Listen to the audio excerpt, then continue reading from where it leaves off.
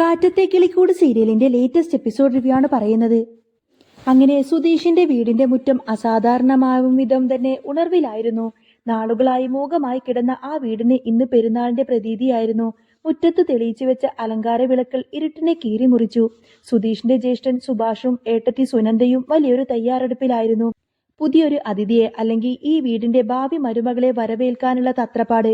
സന്തോഷേട്ട, താലം ഇങ്ങനെ പിടിക്കണം, അതിൽ പൂവും മരിയും വെക്കണം. സുനന്ദ സുഭാഷിന് നിർദ്ദേശങ്ങൾ നൽകിക്കൊണ്ടിരുന്നു. ജീവിതത്തിൽ ആദ്യമായി ഒരു മംഗളകർമ്മത്തിന് നേതൃത്വം നൽകുന്നതിന്റെ വെപ്രാളം സുഭാഷിന്റെ മുഖത്തുണ്ടായിരുന്നു. സുനന്ദ പറഞ്ഞതുപോലെ തന്നെ എല്ലാ ചിട്ടാവട്ടങ്ങളോടും കൂടി അയാൾ ആരതിത്താലം തയ്യാറാക്കി വെച്ചു. അകലെ നിന്ന് ഒരു വിവാഹത്തിന്റെ വെളിച്ചം ഗേറ്റിന് നേരെ നീണ്ടു. സുധീഷും നിധിയും വന്നെത്തിയിരിക്കുന്നു. കാറിൽ നിന്നിറങ്ങുമ്പോൾ നിധിയുടെ കണ്ണുകൾ അത്ഭുതം കൊണ്ട് വിടർന്നു. താൻ പ്രതീക്ഷിച്ചതിലും വലിയൊരു ആൾക്കൂട്ടം അവിടെ ഉണ്ടായിരുന്നു. കണ്ണഞ്ചിപ്പിക്കുന്ന ലൈറ്റുകളും ആൾക്കാരുടെ ബഹളവും അവളെ വല്ലാതെ അസ്വസ്ഥയാക്കി. സുധീഷേ, എന്താ ഇവിടെ ഇത്രയും ആൾക്കാര്? നമ്മൾ വരുന്ന കാര്യം ഇവരൊക്കെ അറിഞ്ഞോ? നിധിയുടെ സ്വരത്തിൽ പരിഭ്രമം നിറഞ്ഞിരുന്നു. സുധീഷ് അവളെ സമാധാനിപ്പിക്കാൻ ശ്രമിച്ചു. പേടിക്കേണ്ട നിധി, പോലീസ് സ്റ്റേഷനിൽ നിന്നും വിവരമറിഞ്ഞ നാട്ടുകാർ വെറുതെ കാണാൻ വന്നതായിരിക്കും. ആരും ഒന്നും ചെയ്യില്ല. എങ്കിലും നിധിയുടെ നെഞ്ചിടിപ്പ് കുറഞ്ഞില്ല. ഈ ആൾക്കൂട്ടം തന്നെ സുധീഷിന്റെ ഭാര്യയായി തെറ്റിദ്ധരിക്കുകയാണെന്ന് അവൾക്കറിയാം. സത്യമറിയുമ്പോൾ അവർ എങ്ങനെ പ്രതികരിക്കും? ആ ചിന്ത അവളെ വേട്ടയാടി. കാറിൽ നിന്നും പുറത്തിറങ്ങിയ നിധിയെയും സുധീഷിനെയും കണ്ടതോടുകൂടി തന്നെ ജനക്കൂട്ടത്തിനിടയിൽ നിന്നും നികേഷ് ഓടിയെത്തി. ഏട്ടാ, ഏട്ടത്തിയമ്മയുടെ കയ്യും പിടിച്ചിറങ്ങൂ, നികേഷ് ആവേശത്തോടെ വിളിച്ചു പറഞ്ഞു. ആ വാക്കുകൾ നിധിയെ ഞെട്ടിച്ചു. ഏട്ടത്തിയമ്മ എന്ന ആ വിളിയിൽ അവളുടെ ഉള്ളൊന്ന് കാളി. സുധീഷ് നിസ്സഹായയായി അവളെ നോക്കി കണ്ണുകൾ കൊണ്ട് അപേക്ഷിച്ചു, ഒന്നും മിണ്ടരുത്, അഭിനയിക്കുകയെ നിവൃത്തിയുള്ളൂ. ജനക്കൂട്ടത്തിന്റെയൊക്കെ കണ്ണുകൾ അവൾക്ക് നേരെയാണ്. മടിച്ചാണെങ്കിലും അവൾ സുധീഷിന്റെ കൈ പിടിച്ചു. ആ നിമിഷം ഹരീഷ് ഓടിച്ചെന്ന് പടക്കത്തിനങ്ങ് തിരികൊളുത്തി. അന്തരീക്ഷം ശബ്ദമുഖരിതമായി. ചെണ്ടമേളങ്ങളും ആർപ്പുവിളികളും ഉയർന്നു. താൻ ആഗ്രഹിച്ചതുപോലെ ഒരു ഒളിച്ചോട്ടമായിരുന്നില്ല, മറിച്ച് ഒരു രാത്രി എവിടെയെങ്കിലും ഒന്ന് തങ്ങി പിറ്റേന്ന് തന്നെ സ്വന്തം വീട്ടിലേക്ക് പോവാമെന്നായിരുന്നു. എന്നാൽ വിധി തന്നെ കൊണ്ടെത്തിച്ചത് വലിയൊരു കെണിയിലേക്കാണെന്നോ എന്ന് നിധി ഭയന്നു. പിന്നീട് അങ്ങനെ സിറ്റൗട്ടിലേക്ക് കയറിയ അവരെ സ്വീകരിക്കാൻ സുനന്ദ ആരതിത്താലവുമായി കാത്തു നിൽക്കുന്നുണ്ടായിരുന്നു. മുഖത്ത് നിറഞ്ഞ ചിരിയോടെ അവൾ താലിത്തട്ടം ഉയർത്തി. എന്നാൽ ആ സന്തോഷത്തിന് അധികമൊന്നും ആയുസ്സുണ്ടായിരുന്നില്ല. കൊടുങ്കാറ്റു പോലെയാണ് സുനന്ദയുടെ അമ്മ അവിടേക്ക് പാഞ്ഞെടുത്തത്. എടി, നീ ആരതി ഒഴിയുന്നോ? മാറി നിൽക്കുക അവിടുന്ന്. അപ്രതീക്ഷിതമായി ആ ആക്രോശം കേട്ട് എല്ലാവരും ഒന്ന് ഞെട്ടി. സുനന്ദയുടെ കയ്യിൽ നിന്നും താലിത്തട്ടം തട്ടിത്തെറിപ്പിച്ചുകൊണ്ട് തന്നെ ആ സ്ത്രീ അലറി.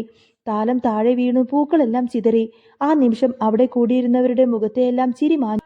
സുഭാഷും നികേഷും എന്ത് ചെയ്യണമെന്നറിയാതെ ആകെ സ്തംഭിച്ചു പോയി. നാണമില്ലേടി നിനക്ക്? ഇവൾക്ക് ആരതിയൊക്കെ ഒഴിഞ്ഞു നിൽക്കാൻ വേണ്ടിയിട്ട്. സുനന്ദയുടെ അമ്മ മകളുടെ കയ്യിൽ പിടിച്ചു വലിച്ച് ഇങ്ങോട്ടേക്ക് വാടി എന്നൊക്കെ പറഞ്ഞ് ആക്രോശിച്ചുകൊണ്ട് തന്നെ അവർ സുനന്ദയെ വീട്ടിൽ നിന്നും ഉള്ളിലേക്കങ്ങ് വലിച്ചോണ്ടു പോയി. അപമാനത്താൽ സുനന്ദയുടെ കണ്ണുകൾ നിറഞ്ഞു. ചുറ്റും കൂടിയിരുന്ന അയൽപക്കത്തെ സ്ത്രീകൾ അടക്കം പറഞ്ഞു തുടങ്ങി. ഇവിടുത്തെ രംഗങ്ങളൊക്കെ കാണുമ്പോൾ ആ കുട്ടിയുടെ കിളി പോയി കാണും. മിക്കവാറും ഇന്ന് തന്നെ ഓടിപ്പോയിക്കോളും. അന്തരീക്ഷം വല്ലാതെ മുറുകി. സുധീഷിന്റെ മുഖഭാവം മ്ലാനമായി. എന്നാൽ സുഭാഷ് തോൽക്കാൻ തയ്യാറല്ലായിരുന്നു.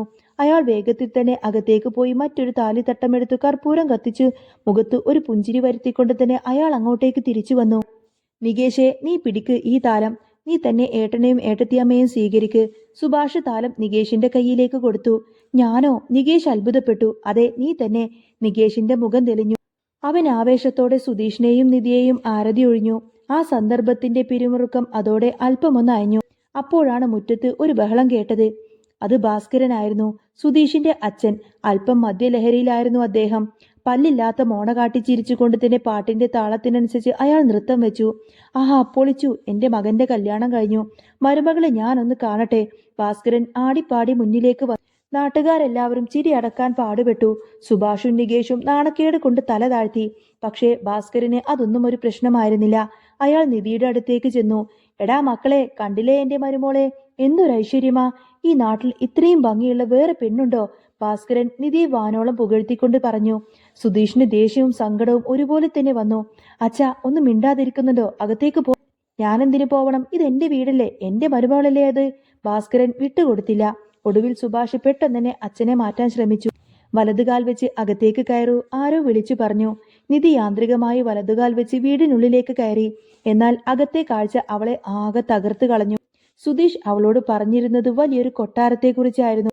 എന്റെ വീട് കാണേണ്ടത് തന്നെയാണ് എന്നൊക്കെയായിരുന്നു അവന്റെ വീരവാദം. എന്നാൽ മുന്നിൽ കണ്ടത് തേപ്പ് ഇളകി വീഴാറായ ഭിത്തികളും പഴയ ഓടുമേഞ്ഞ ഒരു മേൽക്കൂരയും ദാരിദ്ര്യം തളം കെട്ടി നിൽക്കുന്ന ഇരുൾ നിറഞ്ഞ ഒരു മുറികളുമാണ്. സുധീഷിന്റെ മുഖത്ത് ജാള്യത നിഴലിച്ചു. അവൻ നിധിയുടെ മുഖത്തേക്ക് നോക്കാൻ പോലും മടിച്ചു. നിധിയുടെ കണ്ണുകളിലെ ചോദ്യഭാവം അവനെ കുത്തി നോവിച്ചു. പരിചയപ്പെടുത്തലുകൾക്കിടയിൽ നികേഷ് ഓർമ്മിപ്പിച്ചു, ഏട്ടാ മധുരം കൊടുത്തില്ലല്ലോ. സുഭാഷ് അയ്യോ എന്ന് പറഞ്ഞ് അടുക്കളയിലേക്ക് ഓടി. താൻ ഉണ്ടാക്കി വെച്ച പലഹാരങ്ങളുമായി തിരിച്ചു വന്നു.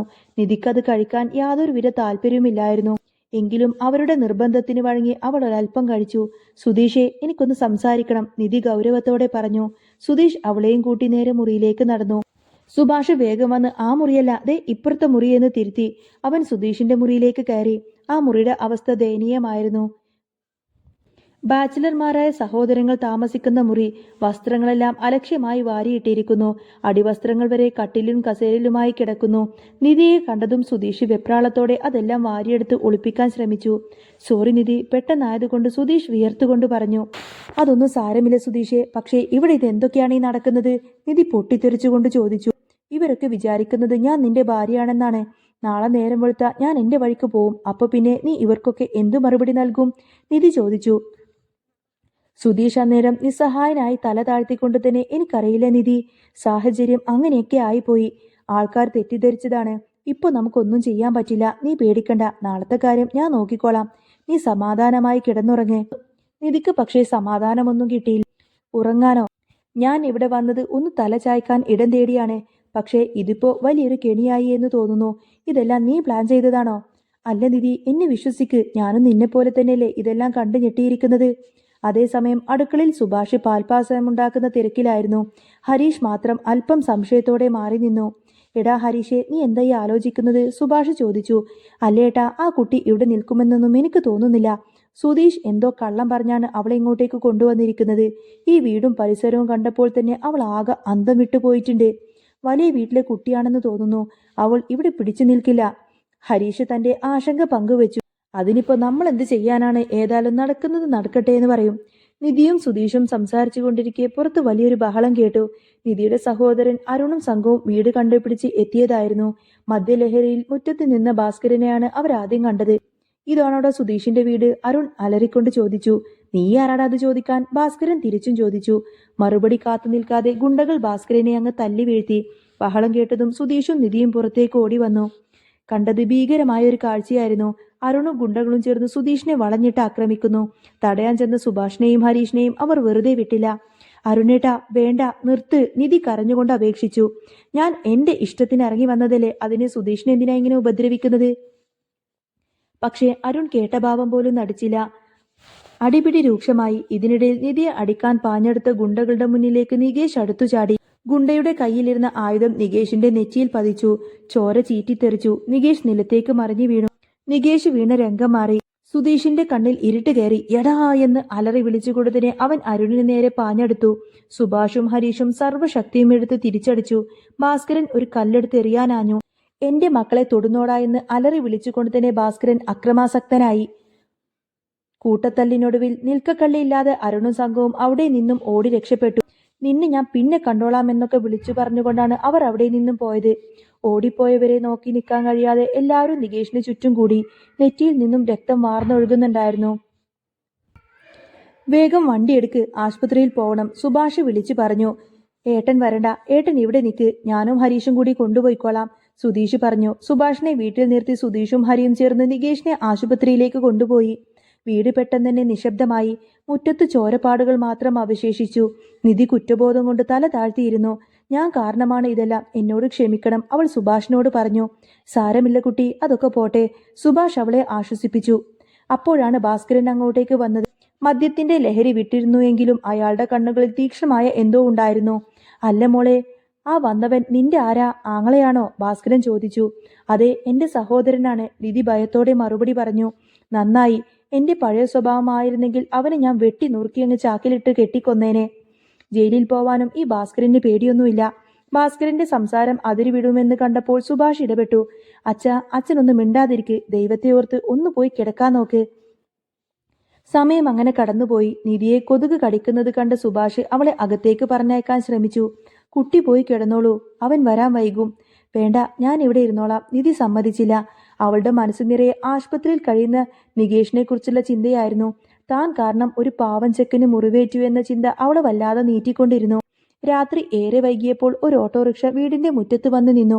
നികേഷിന്റെ നെറ്റിയിൽ വലിയൊരു ബാൻഡേജ് ഉണ്ടായിരുന്നു. അവനെ കണ്ടതും എല്ലാവർക്കും ആശ്വാസമായി. സുഭാഷ് ഓടിച്ചെന്ന് അനുജനെ കെട്ടിപ്പിടിച്ചു. കുഴപ്പമൊന്നും ഇല്ലല്ലോടാ നിനക്ക്? ഏയ് ഒന്നുമില്ലേട്ടാ, 2 തുന്നുണ്ട്, ഡോക്ടർ റെസ്റ്റ് എടുക്കാൻ പറഞ്ഞു. നികേഷ് ചിരിച്ചുകൊണ്ട് പറഞ്ഞു. ആ ചിരി കണ്ടപ്പോൾ നിധിയുടെ കണ്ണ് നിറഞ്ഞു.